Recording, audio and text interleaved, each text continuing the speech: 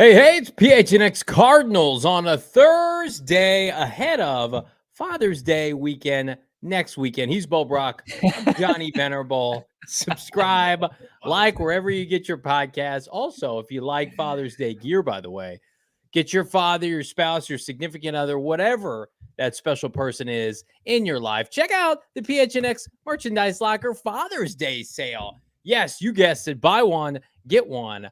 Half off all shirts and hats like this one on my head, June 8th through the 18th. Again, be proactive. These orders are shipping out quick, fast, and in a hurry, but stuff's selling out. All the infamous gear that you see, the gear that everybody wants at the Go PHNX Merchandise Locker right now. Buy one, get one half off. There's no better time, Bo Brock, than to do this now. And I think maybe producer Sean will have to keep me honest.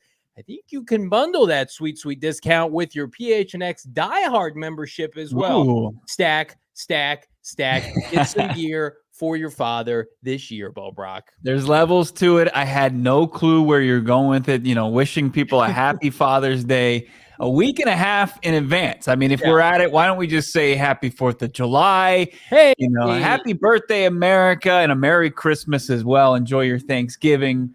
We're just getting ahead of all of it. But no, I mean, starting the 8th, which is now, you can get in on that buy one, get half off deal on our PHNX locker gear. I've already texted my wife the link. Hint, hint. Perfect. Get me some of that gear. I need to load up for the upcoming season. I need that new spiritual PHNX Suns shirt. I need the Slim Valley Reaper shirt. That's a nice, fun summer color. And I got to get that the latest from our collection, of course, the PHNX Cardinals, right? The Till I Die, right? The support our show. Oh, come on now, grab some shirts till you're dead. Only at discount prices, unless you guys are giving it to me for free. Only discount. Mo and I pay for everything we wear on this show because we love it so much. I wouldn't be able to if people just gave me stuff. I wouldn't be able to give you my honest opinion on it. Right. Like, paid for this hat, paid for all the gear. I love it. I wear it. You know, work out. Shameless plug. Here locally in Maricopa, I wear it to walk. I wear it to bed. You should do the same. PHNX Merchandise Locker. I want to splurge today. You're out there on the elliptical. You got your swag on, getting after it. Hey, listen to me. I want to splurge today, damn it. And we're going to splurge. We're going to splurge at the Merchandise Locker and save a pretty penny. I want to splurge on a running back. All right. So Dalvin Cook was released today. This has been teased for like 3 months that the Vikings, and they did it, cutthroat style, similar to the Cardinals. June 8th, the day of the offseason, they cut a franchise icon, Dalvin Cook. He's gone. He's not in Minnesota anymore. He had a robust cap hit this year, mid 8 figures, one of the highest paid backs in the NFL, one of the most productive in the NFL. He's burned the Cardinals more than a few times. So we weren't going to lead the show with this, but we've talked about Dalvin Cook on this show before because for like the entirety of the offseason, we've been getting messages on Twitter and Instagram and other platforms like, the Cardinals, are they recruiting Dalvin Cook? Are players recruiting Dalvin? And I'm like, what are you talking about? They're paying James Conner $10 million. What does Dalvin Cook have to do with this? But you dig a little deeper, Cardinals don't have a number 2 back at all. I love Keontae Ingram. He's not an option, in my opinion, a realistic option. And the entire coaching staff, save for maybe the option. He might be the option, just so you know. Just fair warning. Yeah. Well, yeah. And then we'll have some other issues to talk about. Don't let Damian Anderson hear that. And then you think about the entire coaching staff, Petzine and Gannon, everybody, they all had great relationships with him when they were in Minnesota a couple of years ago. So it's like, is it not the craziest thing in the world? Because here, I'll end my opening rant on this, Bo Brock. Okay. I see this like, which contender is Dalvin Cook going to go to in a contender? And, he's going to go win a championship. No, he's not, because he plays running back and he wants to get paid because you have to get your money. Take a page out of D-Hop's book, visiting the putrid Tennessee Titans today. They're looking to get paid. Dalvin Cook will go to the highest bidder. Yeah, I think that's fair, but also, look, the highest bidder also could be a team that is going to be in contention. We've got a guy around studios, Damon Dog, who's a Miami Dolphins fan, and he thinks that Dalvin Cook, it's inevitable that he's going to be wearing Fenn's jersey in the upcoming season, or he could stay in the AFC East and play for the New York Jets potentially. Sean, you're shaking your head. You got a different destination?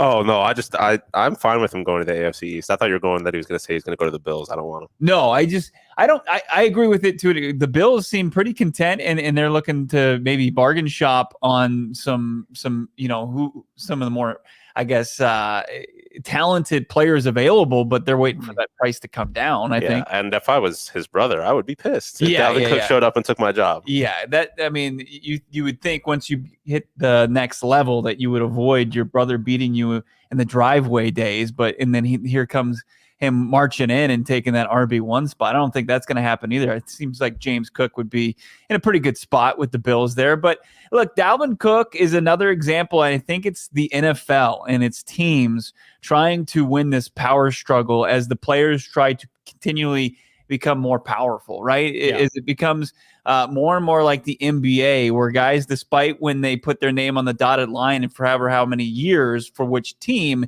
they want to dictate to where they go. For now, within the last 2.5 weeks, we've seen 2 NFL teams take, 2 very prominent members of their franchise and said, yeah, thanks, but no thanks. You can go play elsewhere, and you're not going to tell us, you're going to go play for this amount of money, and we're going to help facilitate that, and you're also going to tell us where you're going to go. It's like the NFL teams are trying to take back the power here. And, the Vikings, despite going 13-4 and Dalvin Cook being a big part of that, their resurgence last year, they feel pretty content. And it's one of those positions that I think it's the Rodney Dangerfield of the NFL. It gets no respect at all. I mean, it gets zero respect when you look at Dalvin Cook, Juju Smith-Schuster, who've been in the league the same amount of years, same draft, same round, right? And they've made about the same amount of money. Now, who's been more important? One's on their third team in Smith-Schuster, and Dalvin Cook is for a long time been the force in that offense, and also maybe the safety net for that offense when Kirk Cousins is terrible. Yeah, Dylan Richards, this staff has shown they're not looking into having any flashy moves this year. Yeah. Of course, listen. When we teased the show today, I'm like, people are going to be upset. I saw a couple comments, so I didn't love. Like they're trying to lose games, Johnny. They're not actively trying to add players like this. And while I agree with the latter half, like Dalvin doesn't fit what they've done this offseason. Like they're not trying to lose games this fall. They're going to try to win as many games as they can, but they don't want to do anything that will put them in a position not to be competitive in 2024. And listen, is Dalvin going to sign some mega deal with a bunch of money guaranteed? Probably not. He'll probably sign a nice 2 to 3 year contract. But yeah, I mean, to me, it's like if they believe that he could come in and be like a number 1 back with James Conner, and then you move off of James in the offseason, you keep Dalvin. They love what he brings to the table. They think he's got a lot of tread on the tires. But the biggest thing with him is Minnesota's offense was stacked, and he still had trouble staying healthy. And he's never been a consistent 17-week player. He's missed a lot of time. They've got the backup Alexander Mattson, I think. He's a nice player. So Minnesota basically was like, yeah, we regret paying you this money. We're not going to move on with him. But I was just thinking this. So C-level in the chat, Kime would sign Cook. I don't know if you would sign him, but that is the one thing that I will probably miss from the Steve Kime era. And follow me where I'm going with this, Bo, is like anytime somebody would be released, on the trade block, it's like, well, you can always count on the Cardinals. They'll sniff around no matter how bad the scenario could end up being. And so, we'll pour it out. He was like Daddy Fantasy, and Johnny is Daddy Fantasy over here. Anytime talent made itself available, there you were with open arms saying, come to Papa. Come to Papa. But look, I mean, the biggest thing is Monty Ossenfort has an objective, right? And Dalvin Cook does not fit that objective, right? He's not giving the Heisman, he's not giving the stiff arm to talented players and saying you're not welcome here. He's certainly not saying that, but his main objective is creating assets and cap room beyond 2023. And if you go out there and you're going to have to give future guaranteed dollars in order to incentivize a guy like Dalvin Cook to choose the Cardinals over anybody else, because when you're the Cardinals at this point, and people have been paying attention this offseason, like it's not an even playing field. You're going to have to overpay to an extent to bring him in. And sure, you have the cap wherewithal, but you can also roll it over into 2024. And I think that that's the main objective, is creating as much cap space, not to move off of Kyler Murray, but also to have the ability to, I know we're going to get into a conversation about an article that SI just released, kind of talking about the expectations for the Cardinals and how they're maybe not being talked about enough because they're a bit of a linchpin to next offseason. But look, I mean, Dalvin Cook is a good player. I think that he's going to make whatever team he lands on better. And the Cardinals would certainly be a better team. And you look at the running back room with just 5 running backs in it and one guy that you can really kind of point to that's a proven commodity in James Conner, that there would be a need. But at the same time, like, this is not a team that's in business of the Dalvin Cook business, not in the business of adding, veterans who are looking to make one final paycheck potentially.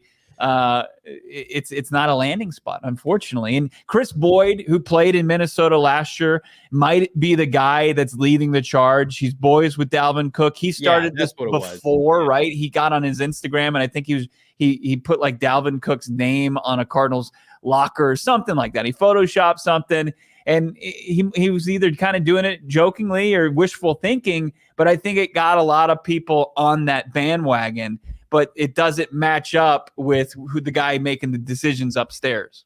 Fishbowl Flash, the Cardinals would sign Kareem Hunt over Cook if they were going to sign a free agent running back. I agree with that. And again, this is tough sledding out here for these backs. Hunt, Cook, Zeke is a free agent, as somebody points out in the chat, Craig. So, I mean, it's a position where, you get to your late 20s and you've got a lot of tread on the tire. That's why these first-round running backs this year, it was kind of shocking what we saw teams like Atlanta and Detroit do. Also, did you notice the 2 teams that are linked to Cook already is, according to Adam Schefter, the Miami Dolphins, who are they're just going nuts all in with Tua for 1 year to see if they can capture lightning in a bottle. They really have to see what they have with Tua. And the other team, of course, is the Denver Broncos, who are just trying everything in their power to make it work with Russell Wilson. Can we just flush as much stuff at this team? The Denver Broncos, to me, more than any team in the NFL, and, I love our friends at DMVR. They are like what the Cardinals are just exiting out of, in my opinion. It's just like a house of cards, no pun intended. The whole thing could come crumbling down. They're just not great draft picks, and they're overpaying. They signed Frank Clark today for like $7 million. It's just they're throwing stuff at the wall, and they're going to try to make a run. It's just like, do you have Patrick Mahomes? Do you have Justin Herbert? You do not. So it's going to be tough for them. It is. They're trying to really infuse that roster with talent, right? Because it wasn't talent rich. Sure, like you saw some of the drafts, you saw some of the players, you see, Surtain in the secondary, you see Simmons on the back end of that, and you see some nice pieces, but they were more than just Russell Wilson bad last year. But he's also a big part of them trying to recapture success for the first time since their Super Bowl victory. But they seem to be just trying to throw shit at a wall and see what sticks and kick tires of guys who not necessarily, the league believes has anything really left in the tank. And they're throwing money they threw him at Mike McGlinchey, and you look at like his PFF comp to like Kelvin Beachum, who's available for the minimum. It's like they gave him an $80+ million contract. It's like they're just throwing money and resources, to your point, as a team that's just grasping at trying to stay relevant, even though they haven't even made the playoffs since their Super Bowl appearance. It's crazy to think about. It really is wild. So here's what I believe, though. I mean, Dalvin Cook, the Arizona Cardinals aren't in the Dalvin Cook business, but here's the business that I think they will be in soon. And I think it's going to be, and you've said this before, you maintain this, I think that they're going to be drafting a premier running back, a guy that they're going to lean on as a bell cow in the 2024 draft. Aris in the chat, did Arizona draft a back in this past draft? They did not. No. We thought they would, and they had a ton of picks, and we knew they liked a bunch of guys, but they just prioritized other positions, which doubled down on what Bo was saying.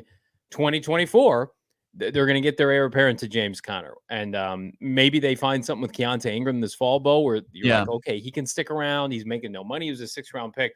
So are there backs that we should be looking at for this upcoming college football season, Mr. Bo Brock? Yanni, thanhanks for asking, bud. It's like Sure, I maybe told you to ask me that question. No, like Amari Dermicado, who played some big snaps for a TCU team that came out of nowhere. He was an undrafted free agent. That was really the only addition. They retained Corey Clement. They retained Tyson Williams, along with Ingram and James Conner. So they've got 5 guys in that room.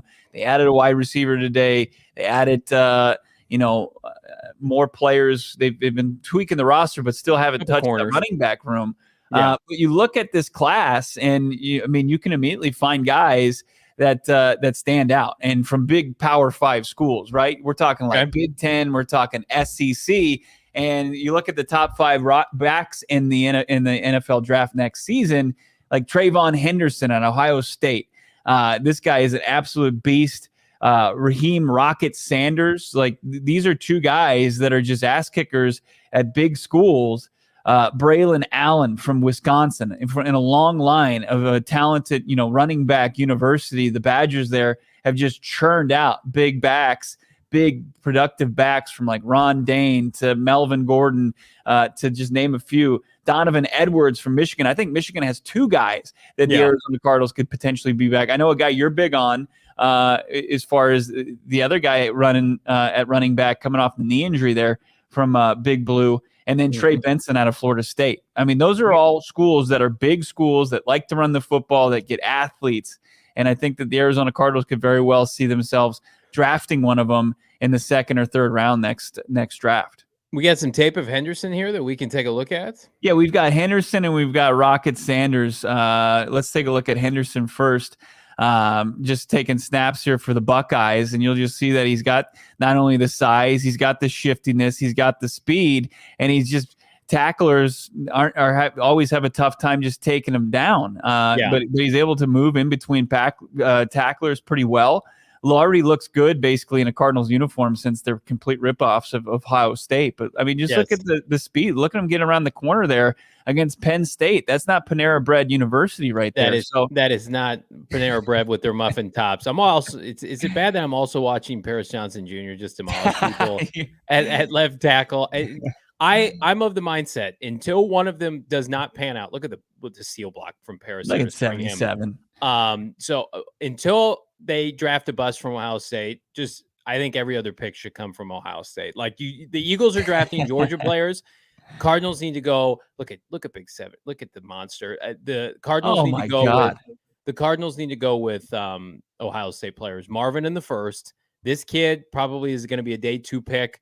Just a north and south runner. He gets a shoulder pad square with the line of scrimmage, and then also a little dump off action. He's not a great receiver, but again, the Cardinals off it like is Nick Chubb. Nick Chubb's a solid receiver, and that's who this kid reminds me of. I mean, he's just a north and south runner in between the tackles. He's not somebody that has elite speed, but at the same time, uber productive for Ohio State. But what about Rocket Sanders? I don't know too much about him outside of he's got a great name. Yeah, I mean, he's got a great. It's Raheem Rocket Sanders, and he was highly productive in the SEC and kind of a do it all back for the Razorbacks here. And you're just kind of seeing a few glimpses here.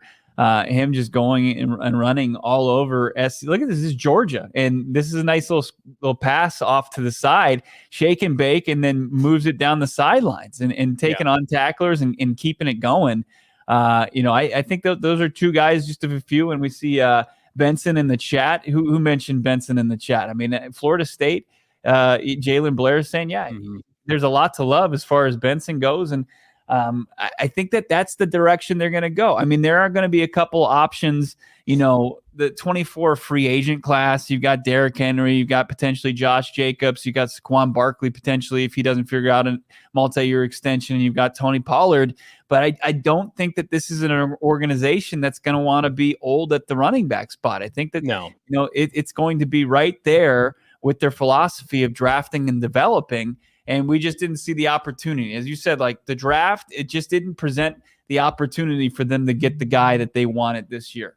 Yeah, I'll pull it up in real time here, but the 2023 NFL draft, in terms of the picks that were made, did not go the Cardinals' way for a back to fall into their lap. And they, based on like people we've talked to, like it would have had to track to where like a first round talent fell to them in the second round talent fell to them in the third, so on and so forth. They never seriously considered anybody, I'm told, on day 3. The sweet spot, and we talked about it a little bit on yesterday's show, Bo, was okay, that trade down after BJ Ojulari, and they came away with additional picks, right? So the Cardinals were scheduled to pick, 33, and then they dropped down, and then they took BJ Ojulari. So then round 3, things got really hot and heavy with the running back position. We saw a bunch of them start coming off the board, and I think the Cardinals used 3 or 4 top 30 visits on guys like Kendra Miller, who went 71. The kid out of Tyjae Spears out of Tulane went 81. Devon Anche out of Texas A&M went 84. I mean, that was the sweet spot. And then Tank Bigsby, who we know the Cardinals liked. I think they used the top 30 visit, definitely met with him at the combine. He went 88th overall. Michael Wilson went 94 to the Cardinals. Now, that might be a blessing in disguise if Michael Wilson is as good as we're hoping and praying he is. But that was the pick 94, or their trade down right after. Like if one of those backs would have fallen, they would have pulled the trigger, I'm told. But it didn't fall their way, and they didn't feel like any of these backs were special enough in real time to trade up. Like Kendra Miller, for instance, went 71. Garrett Williams went 72. And the Cardinals used the top 30 pick on Kendra Miller. So it just didn't fall their way to take a back this year. No, I think that the guys that they were targeting and the dominoes started falling way earlier than anybody expected. I mean, you had Bijan Robinson, who people thought mocked at 10 to Philly at the highest, and he goes to Atlanta at 8. And then you have Jahmyr Gibbs out of nowhere, who's supposed to be a second-round pick, who goes 12th with the Cardinals pick that they trade out of to Detroit. Charbonnet goes to Seattle. Miller, as you mentioned, Spears, Guy Bigsby, all off the board before the Cardinals are even back on the clock after taking BJ Ojulari. Yeah. And so if you're scoring at home and you want to make a wise investment this fall, I would put all the over props on James Conner to hit this year by pure volume if he can stay healthy. And you can do that with our friends at BetMGM Sportsbook. And if you haven't heard, ladies and gentlemen, we have teamed up with BetMGM this season every single football Sunday at the Great Lawn at State Farm Stadium. We will be there, myself, Bo Brock, hanging out in the luxurious BetMGM Sportsbook with the best appetizers in the entire greater Glendale area, especially those sweet, sweet nachos. We're going to be using BetMGM lines to make all of our picks. We're going to have special offers for our listeners each week. You guys think I'm joking about the nachos? We were there for our first Friday, last Friday evening, Friday night. I just ordered a plate of nachos for myself, an appetizer. I just ate them by myself. I just sat there and I watched games. And I had a great. It was one of the loneliest. One of the loneliest things I've ever observed. I caught it through the window, and it did. It looked really sad. But it was like you were content. That's all that mattered. Superbad. Yeah, I was Steven Glansberry from Superbad with my nachos. All right, every Saturday, Wednesday, you can claim your bonus bet on the BetMGM Sports app. Fans are automatically going to receive a bonus upon logging into their account. Bets expire after 72 hours, so do not wait. I mentioned that first Friday, June, July, August. Do not miss it. Specials, giveaways, BetMGM prizes. Maybe you and I can share some nachos together. If you haven't signed up yet, BetMGM Sportsbook, the app. Get out your smartphone, your mobile device. Use that bonus code PHNX. Now, there's a few different offers depending on where you live. For our folks in Arizona, you're going to get up to $100 in bonus bets on your first wager with BetMGM. And again, make sure you're using that sweet, sweet bonus code PHNX. Check out the show notes for full details. And now listen to our guy, Shane Diefenbach, talk about it in the disclaimer. Disclaimer, 21 plus to wager. Visit BetMGM.com for terms and conditions. U.S. promotional offers not available in Washington, D.C., Mississippi, Nevada, New York, and Ontario. Gambling problem? Call 1-800-GAMBLER. Colorado, D.C., Illinois, Indiana, Louisiana, Maryland, Mississippi, New Jersey, Ohio, Pennsylvania, Tennessee, Virginia, West Virginia, Wyoming. Call 877-8-HOPE-NY or text HOPE-NY 467-369, New York. Call 1-800-NEXT-STEP, Arizona. 1-800-522-4700, Kansas, Nevada. 1-800-327-5050, Massachusetts. 1-800-BETS-OFF, Iowa. 1-800-270-7117 for confidential help, Michigan. If you're still looking for that Dad's Day gift, that Father's Day gift, of course, you can check it out, the PHNXLocker.com. We've got gear, of course, buy one, get the next half off. You can get that deal going. Also, You can find some good swag for dad over at Four Peaks this Saturday, because I follow them at Four Peaks Brew. I found out about this. They're doing engraving over at the H Street Pub Saturday, June 10th for glassware engraving. You can pick out your favorite Four Peaks pint, stein, or mug and get them with a one-of-a-kind gift. That's great. Also, while you're looking to follow Four Peaks on Insta, you just hit that follow and also check the links in their bio. Like, they've got a chance for you to win 4 seats to an Arizona Diamondbacks game with D-Bucks. So the food and beer is on Four Peaks. Check out Chase Field, of course. Check out the Four Peaks draft room there. You got it on the suite level, and you can use those D-Bucks to your advantage. Get yourself some of that delicious sweet nectar that is Four Peaks Brew, and follow them along on IG at Four Peaks Brew. Go to fourpeaks.com/events. Stay up to date on everything Four Peaks. Got to be 21 years or older to drink Four Peaks, and we please ask that you drink it responsibly. If you're low on cash, just go get a 6-pack of Four Peaks beer at Circle K for your pops. He will definitely enjoy it. Dean W in the chat, Johnny Nacho and Pretty Bo at BetMGM. A hell of a show title, Dean. I love all appetizers, calamari, wings, the Wing King, nachos, you name it. And between Four Peaks. Yeah, Sly says you're the Nacho King now. Yeah, so between Four Peaks and BetMGM at the Great Lawn, you can't go wrong with the food. No, most establishments, you got the East Valley covered and you got Glendale covered. Yeah, chef's kiss. It's great to think about. What's not great to think about is when people dog on my precious Cardinals, Bo. I feel like I can just throw something at the internet every other day, and there's a hit piece on this team. Not that a lot of the vitriol and hate is not deserved. They've had a rough 18 months. But I find this interesting because you text me that we were going to discuss this article. I was unaware of the artitle at the time, and you said I don't know if you said hit piece or what your wording was at the time, slander or what did you say? Garbage smear article. You call it a smear article, and I was like, oh boy, what am I in for? I'd been inundated with Mike Florio going after the Arizona Cardinals all off season long. And I figured that this was going to be, very similar. And I open it up and it's the work from Connor Orr, who works for SI. And he's your buddy then. The MMSQB. Yeah. And I thought that it was fine. He just outlined several scenarios that the Arizona Cardinals could face. Okay. It was not fine. Well, first of all, he titled the article, the most clickbait title, "The Cardinals are an embarrassment." He just said, "You're an embarrassment, Cardinals." It's like maybe the prior clickbait. Sometimes that's fact. Yeah, are they an embarrassment today? They were an embarrassment maybe 6 months ago when the scandal and everything came. Mexico, Sean, that's embarrassing. Can we move? Like, I don't consider Jonathan Gannon and Monty Ossenford embarrassing. I'm not embarrassed by them, but.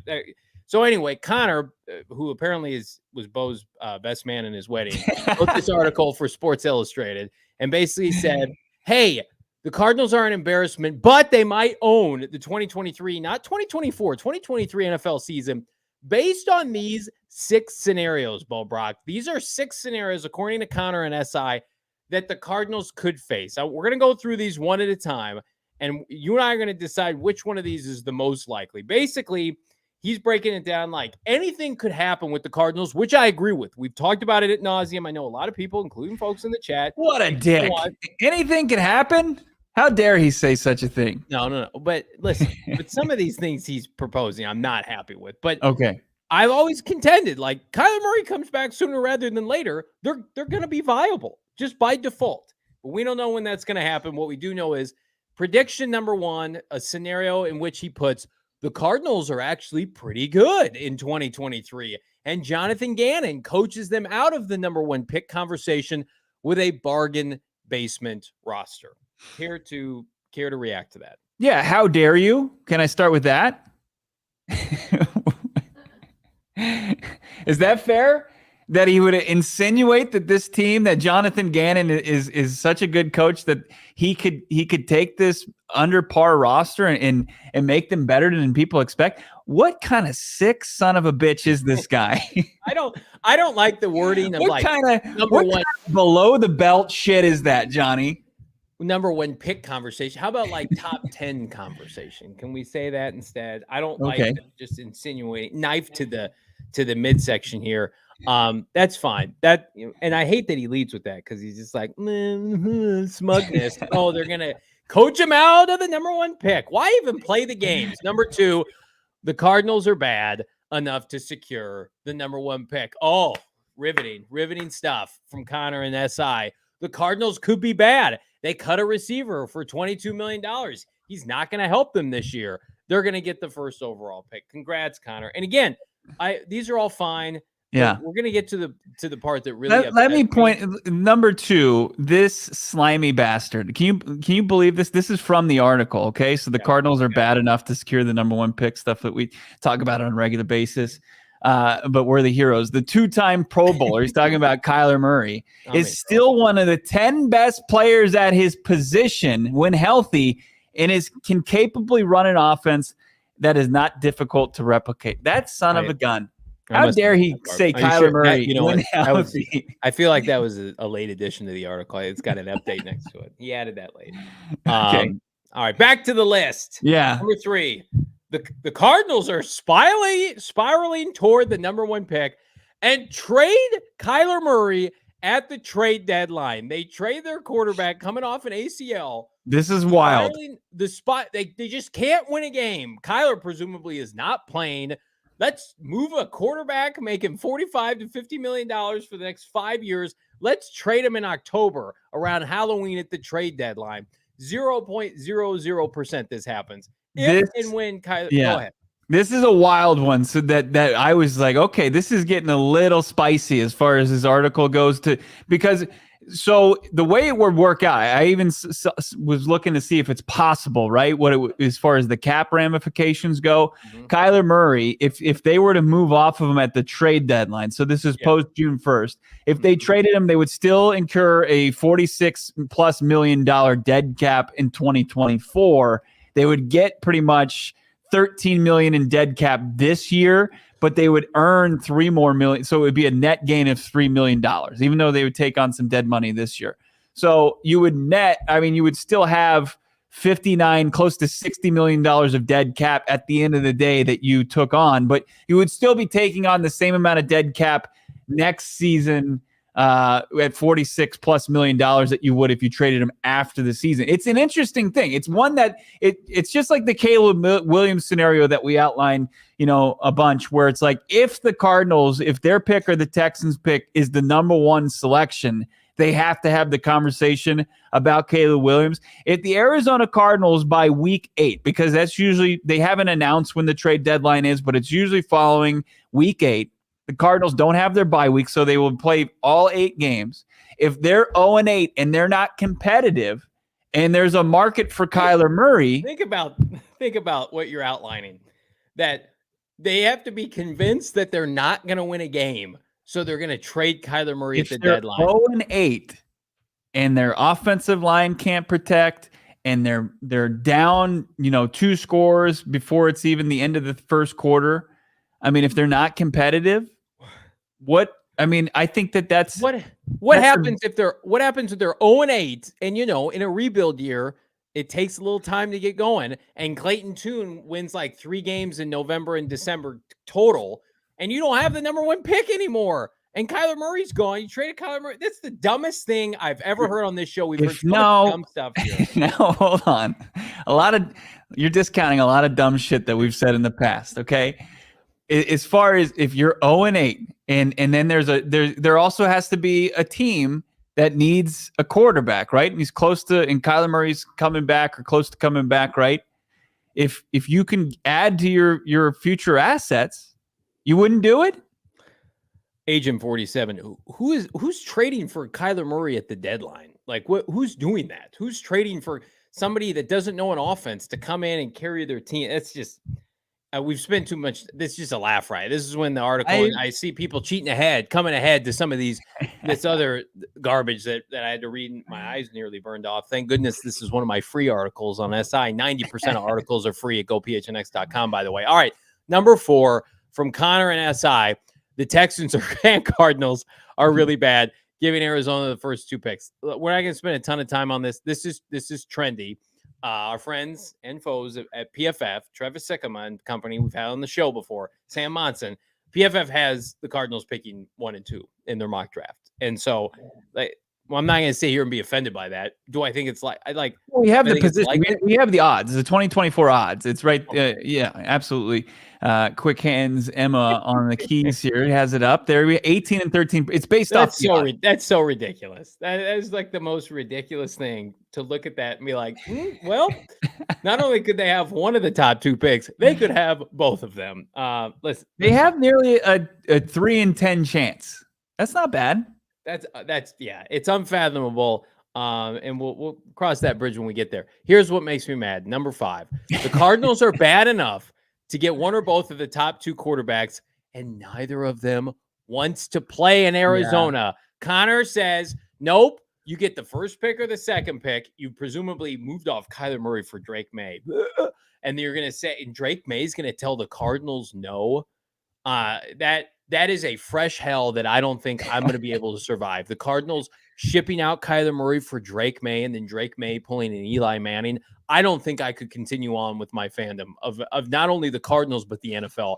I'm going to have to go join a different show. I'll pull a producer, Sean, and I'll go out there. I'll do a free agency tour at PHNX. I will not be able to sit around for that. Drake May telling the Cardinals no thanks. Well, I mean, this a-hole Connor Orr said again, I don't see this likely. I mean, we don't put it in the article. Don't put it in the article then. Because he's outlining 6 scenarios that would be interesting, I think, to readers.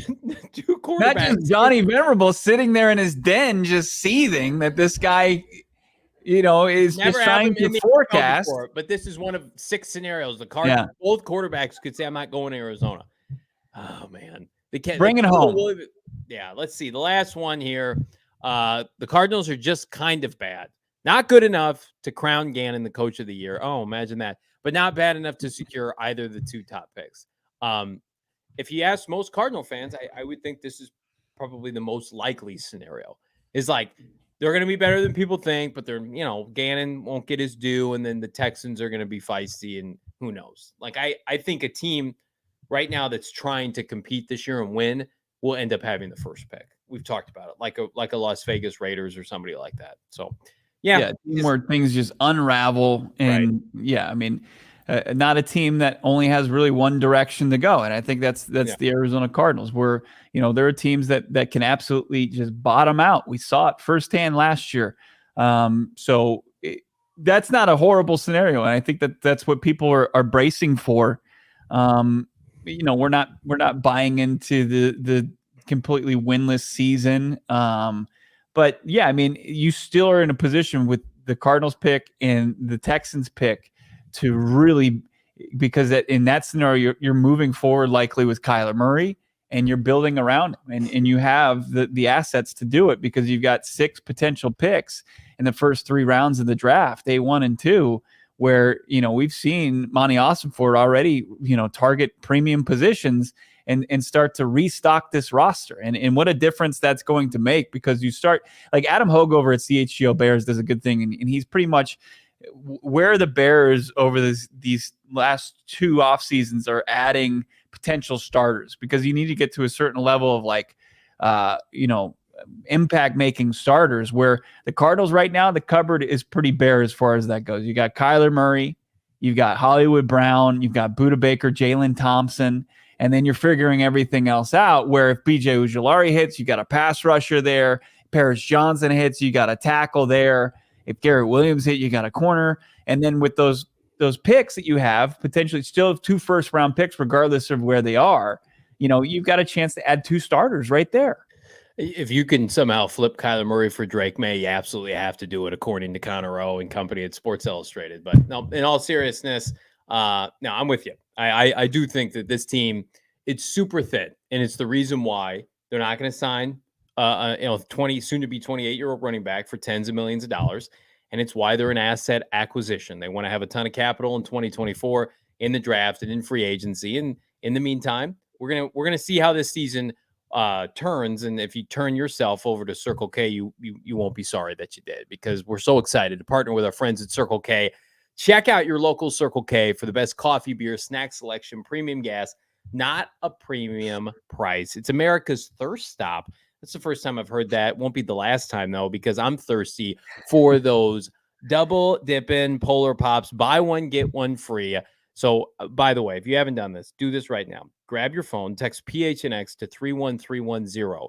That's PHNX to 31310 to join the Circle K SMS subscriber club. And you're thinking to yourself, what is this subscriber club of Circle K? Trust me, it's worth it.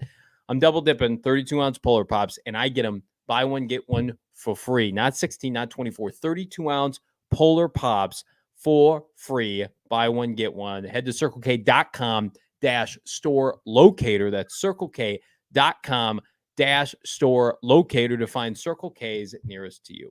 I'm going to make a suggestion to my co-host. The next time you read an article, especially a national media article on the Arizona Cardinals, maybe pop an OGs, right? Maybe take your blood pressure down, make you relax a little bit. If that's what you're looking for, OGs can deliver that type of moment for you. It's creating experiences, just like being a part of the PHNX family. OGs does that for the cannabis community. You've got an incredible line of products and flavors, and now you can get the mixed bags as they've unveiled those. The fruits and the creams are together. That means you got the watermelons, you can get some blackberries and cream, orange creamsicle and peach, all in the same bag. Also, if you're maybe having trouble sleep because Connor Orr wrote this article and it's keeping you up at night, you can pop an Aquaberry Sleep Edition. It's got the CBN to THC 2-to-1 ratio. That's going to help you flavor your dreams. That is going to help you put to sleep and stay asleep. And that's a good thing for anybody out there struggling with sleep. And then at the end of this month, actually June 21st, Pink Lemonade is dropping from OG's Brands. Check all their products out, ogsbrands.com. Follow them on your socials at OG's Brands. That's OGEEZ brands.com. And on your socials, got to be 21 years or older to purchase when you find them at your local dispensary. So we put out a lot of content at PHNX Cardinals on Twitter. My co-host does a phenomenal job every day at OTAs. And one of the biggest clips that popped off yesterday, and I got a lot of engagement, was DJ Humphries talking about Kyler Murray and Kyler Murray's leadership. And that's always going to be a hot button target and topic for this fan base because his leadership has been questioned. It's been questioned by coaches and players and former administrative staff for this team. And so every time that now people come to the microphone wearing a bird on their helmet, they're asked, what do you think of Kyler's leadership?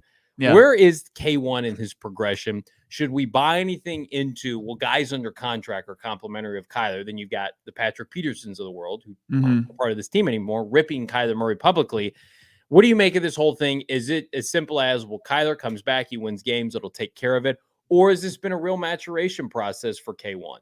Yeah, I think there's a little bit of both, not to be political with it, but I think that there was probably some moments last year where Kyler Murray had maybe a serious conversation with himself about, what he needed to do and what maybe he wasn't doing, and obviously what he wasn't being given from the coaching staff at the time, in the organization at the time. And it was a bad relationship overall.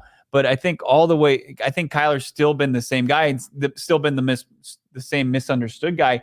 There was a moment, we've got a clip, kind of a medley of Kyler Murray's current teammates of Marquise Hollywood Brown and Rondell Moore and DJ Humphries that we'll show you in just a few seconds. But there was one that wasn't captured that I think is on our Twitter account, where DJ Humphries is saying that he got to know Kyler Murray even more just being in the training room with him this past offseason, that we don't get to see, that we'll probably never see, that Kyler Murray doesn't let us see, because he only lets people that he's truly comfortable with see, because he's a bit of an introvert. He just doesn't like to get out there and say, this is who I am, and here I'm going to be in your face, and I'm the rah leader guy. It's just not who he is.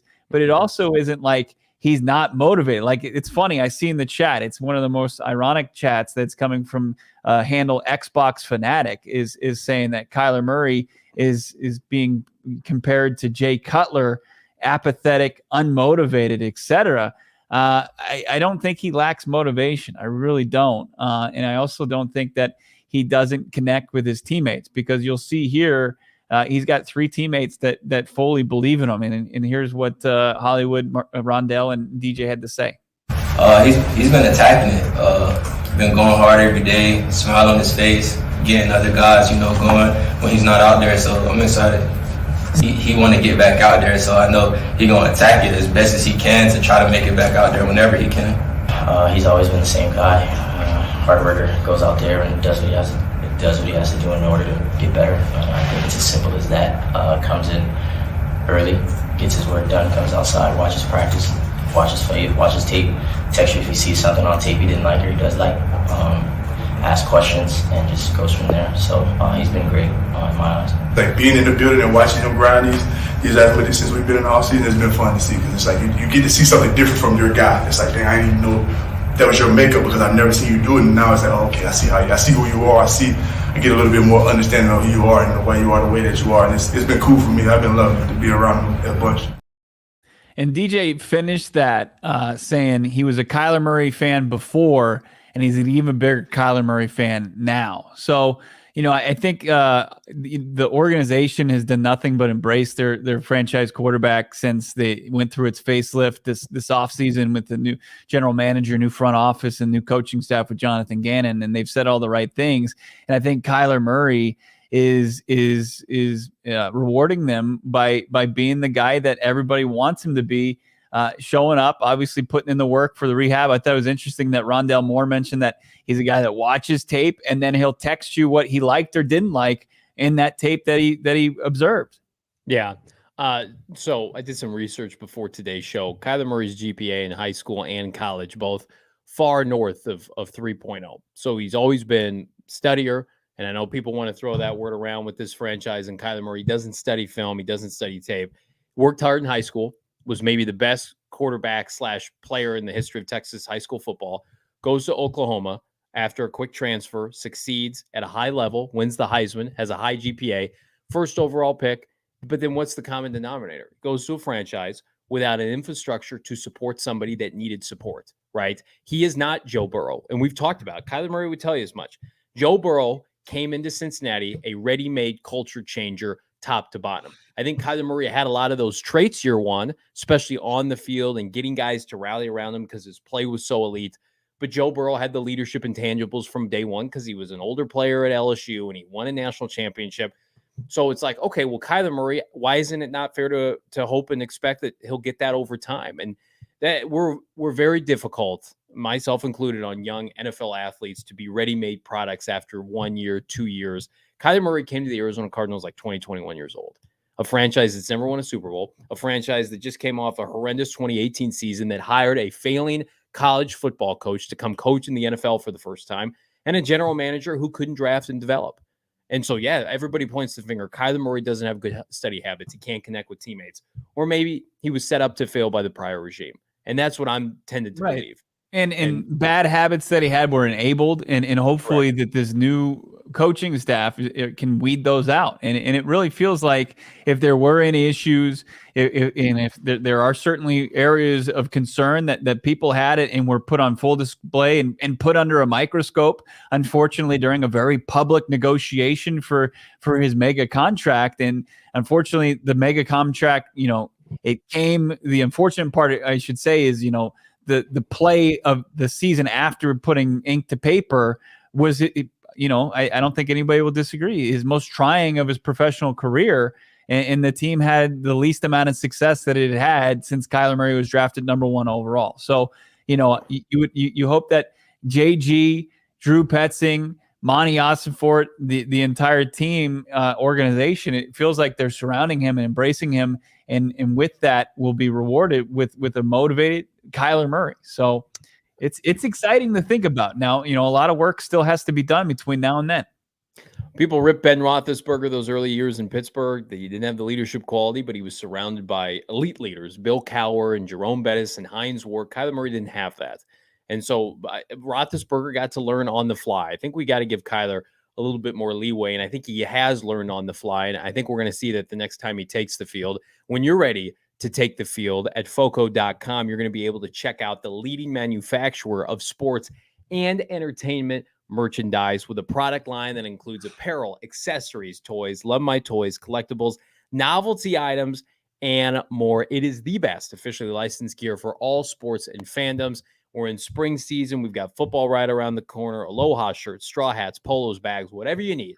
Foco, if you ever look out at the landscape of, streamers or digital content. People have all this cool stuff. I'd be willing to bet most of it comes from Foco because it's different decor that you can't find anywhere else. You can't get it at brick and mortar stores. You can only get it at www.foco.com. Foco always has our back for Arizona sports. They've got your back too, as does PHNX. Use that bonus code PHNX for all non-presale items. Use that promo code. You're going to get 10% off. And check it out, www.foco.com. It was a bummer last night watching the NBA Finals, but I had the assurance that the streaming wasn't just going to drop like it did on my old streaming service back in the old Eastern Conference semifinals. I couldn't believe it happened then. I made the switch to Fubo TV, and it hasn't happened since. FuboTV.com/PHNX. You can get it on the best streaming service available right now once you decide to cut the cord or realize that your current streaming service isn't up to snuff. It was a bummer today not to watch the Snakes. They were rained out in D.C., but we'll be having it on the Fubo TV tomorrow when they start their series up against the Detroit Tigers. Thousands of hours of cloud DVR, plus you got no contract, no cable, no hassle. Just sign up and start watching immediately with a 7-day free trial. See if it's for you, because more than likely it is. Stanley Cup final continues. You got the NHL draft, NBA finals, NBA draft shortly after that. F1, you can't get enough of the cars going fast, right? And that's not around a circle in F1, so a little bit more exciting, right? So you got the D-backs and you got everything else that you want to watch. Plus, I didn't realize how many premium, movie services or channels that they have on Fubo TV. They got something for everyone, not just the sport fanatics out there. Watch the D-backs. Watch everything you want. Fubo TV. Use the link in the description. Sign up. Get 15% off your first month. Fubo Pro. Going to FuboTV.com/PHNX. Before the show today, my better half co-host broke the news that the Cardinals are going to hold their mandatory camp next Tuesday and Wednesday. So quickly, before we get out of here, Bo, I want to do a quick version of buy or sell mandatory Arizona Cardinal mini camp version. Are you ready? Are you buckled up for this? I'm not prepared, but let's go. Let's do it. Rapid fire for Mr. Bo Brock. Buy or sell Paris Johnson Jr. remains the starting right tackle throughout the duration of mandatory camp. I'm going to buy it. I haven't seen any kind of signs pointing to, outside of Calvin Beachum showing up to the facility, being in the practice gear of Paris Johnson Jr. leaving, and not getting reps as the first team right tackle. I love that. Sticking with the theme of rookies, buy or sell, Michael Wilson will see some starting reps with the offense, the number ones at wide receiver. Could he play opposite Hollywood Brown? Could Hollywood Brown be X and Michael Wilson be Z? I think that's very possible. It really is. You've got Rondell Moore, Greg Dortch, Zach Pascal, all those guys more geared towards the slot, and that could be a throwdown, drag-out brawl for that position. But as far as outside, they added reportedly to Aaron Wilson a Brad Smith who played in the XFL. He's not going to compete with the third-round pick out of Stanford, Michael Wilson, and Hollywood Brown and Jalen Thompson. Everybody that's talked about Michael Wilson said he's silky smooth with his route running, and he's a playmaker out there. I think that absolutely he could really push for some starting reps. All right, two more for you. Buy or sell. The base defense during mandatory camp does not include the base starting defense does not include one Isaiah Simmons. Buy or sell? You're a rascal for that one. So if we go, let's just say we go 4-3, right? Yeah. And I know that sometimes traditional base. Yeah. JG will sometimes dabble with a 3-4, but 4-3. I think that Isaiah could crack a 4-3. He could be the linebacker, outside linebacker there. Okay, now that's you're playing to your audience here. People want to see Isaiah Simmons on the field. I'm going to say selling that right now. And lastly, buy or sell. Number 3, the return of Budda Baker happens this time next week. We'll have welcome back the native son to Arizona, Budda Baker. I'm out there on the floor right there. I'm yelling buy. I think he's going to be there. I mean, didn't he tell Cam Cox pretty much that? Yeah. He'll be around when he's ready to be around. Who is a man of his word? He is. As are we. Because go ahead. I do want to. I don't think we brought it up, but when I was at the facility for OTAs, and I tweeted this out. Okay. We talk about the facilities. They came up in Connor Orr's article, kind of, outlining the dysfunction.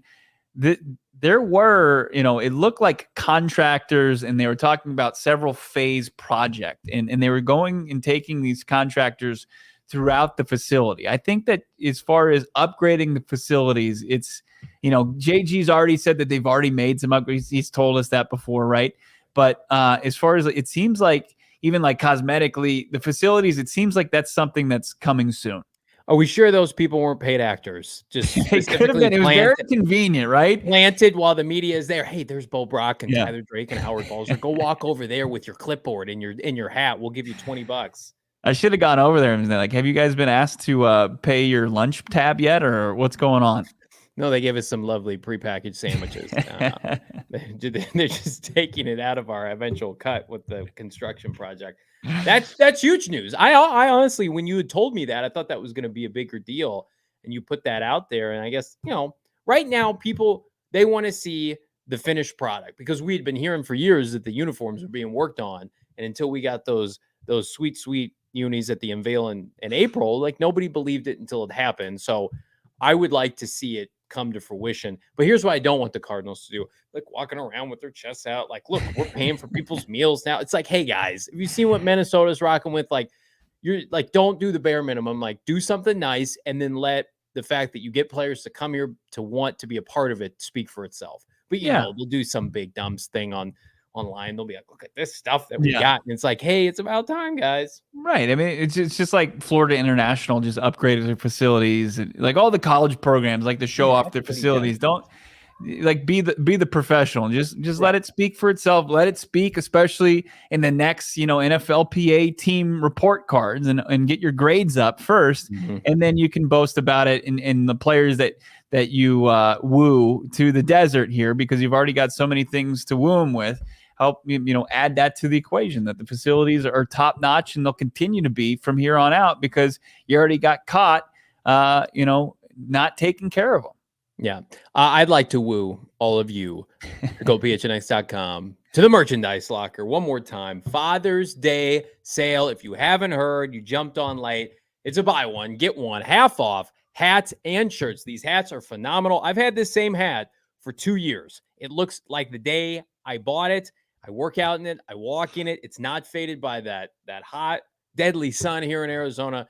The gear at the merchandise locker is, I promise you, second to none. My wife wears the gear. It's all I wear. Afternoons, working out, going to bed, going to events. And like you guys think about some of these websites that are trying to push gear on people. It's like they got like 2 shirts.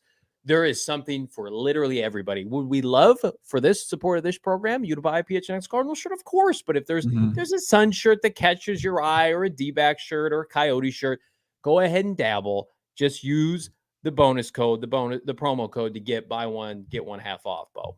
Yeah. Get in there, become that diehard status. We already been in the Discord talking about some potential running backs prospects today. I was given some insight that you can't get anywhere else from OTAs yesterday. It will continue in minicamp next week.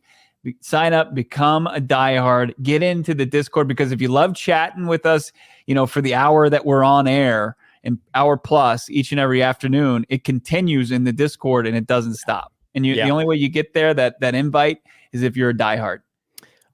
This sounds like an invite. Jean-Paul Edwards D. Dios, friend of the program. Cardinals, my crush finally texted me back. Yeah. Hell yeah, Jean-Paul. Love to see that. That's good huge day. This has been a good day here on PHNX Cardinals. He's Bo Brock. I'm Johnny Venerable. We're going to put a bow on the week tomorrow. Like and subscribe. Leave us a 5-star wherever you get your podcast. Like this video, share it around the YouTube metaverse algorithm. I'm not sure how it all works, but it works with all of you. Bo Brock, Johnny Venerable, back tomorrow.